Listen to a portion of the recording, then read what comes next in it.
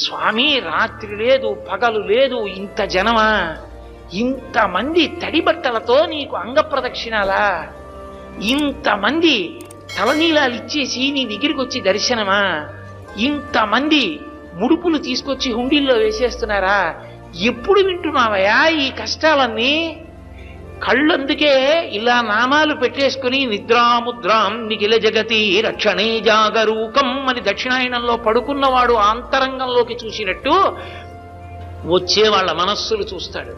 వ్యాసుడు అందుకే ఓ మాట అన్నాడు, వెంకటాచల క్షేత్రంలో వెంకటేశ్వర స్వామి వారి ముఖమండలం బహుప్రసన్నంగా ఉంటుంది.